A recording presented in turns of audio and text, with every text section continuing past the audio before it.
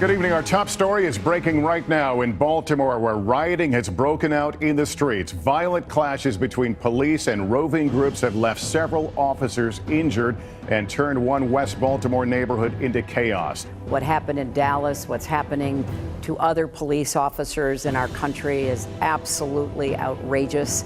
We've got to do much more to protect and respect the police, and we have to do much more to make sure that citizens in our country, particularly African Americans, feel respected and protected by the police. Every kid in America should be able to securely walk the streets in their own neighborhood without harm. Everyone will be protected equally and treated justly without prejudice. Majority of police officers, they are doing a really tough job, and they're doing it well, and they're doing it professionally. What we also know is that there's still biases in our society, that in split-second situations where people are having to make quick decisions, that studies have shown African American males are seen as more threatening, which puts them in more vulnerable positions. Yes. Young African American males are typically seen as older than they are. And so a lot of the way to solve this is to improve training so people can be aware.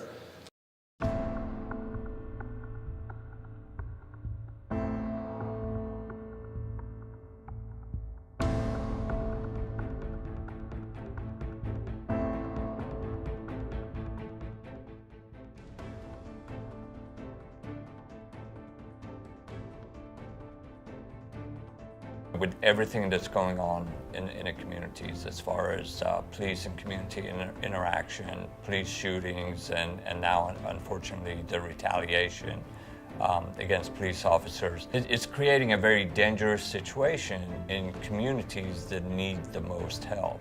These are communities that have been marginalized for a long time. Resources and opportunities have not been there for individuals, especially for youth.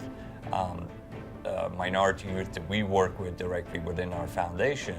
And then when you add this other factor of the gap between police and community relations, well, that just creates even a more critical situation in those environments. Having been a law enforcement officer, a police officer in San Antonio, one of the things we learned is police officers don't get enough training. We want training, we want additional training, we want to learn, we want to do our job better. Because part of being a law enforcement officer, you're a professional. Just like a professional athlete, you have to train and be good at what you do in order to be successful at what you do. And part of the problem is when funding gets cut, the first thing that gets cut is training dollars. So law enforcement is put out there with a gun, a car, different tools, but they don't get the most important tool, which is additional training in order to be successful. One of the opportunities that we offer different law enforcement agencies is the use of the newest technology in technology-aided training. And these are simulation-type training that make that repetitive training a lot more cost-effective. So you can easily go from curriculum-based training to technology training to real-life experience.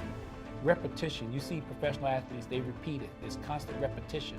In the law enforcement community, our repetition is actually hands-on, on-the-job training. And sometimes that poses a problem because if you don't make the best decision, you make a good decision for that moment, but it may not be the best. You're always going to be scrutinized an armchair quarterback, especially nowadays with everybody having camera phones.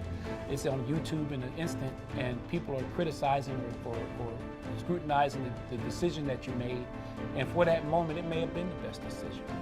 From a funding side, part of the problem is, in this day and age, like we said, the first thing that gets cut is training when you're dealing with law enforcement. And that's hard to understand because they give the officers a gun and a lot of responsibility, but they don't continue to train them so that they can be the best at their job, at their position. This was something that even came out in conversations at the White House with President Obama after the recent happenings in Baton Rouge and Dallas and the conflict getting wider.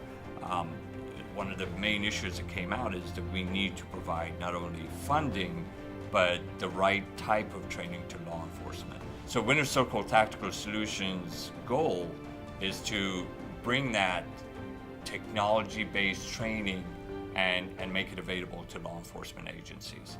We have the curriculum, we have the technology-based training, and we have that hands-on portion of live training. Our mission is to develop the next generation of leaders through education, leadership training, and stewardship, community involvement, community programming, and so on. Back when I was growing up, police officers knew everybody. They knew your parents, they knew your grandparents, they knew you, they knew what sports you played, you know, all the little things you did in the community. And as a kid, we looked up to the police. We wanted to be recognized by the police. And police officers want that also. They want to be able to know the people in the communities. They want to be able to interact with them. It's a refreshing feeling. It's a heartwarming feeling. And you know what? When we go home at the end of the day, we want to be able to say, we made a difference today.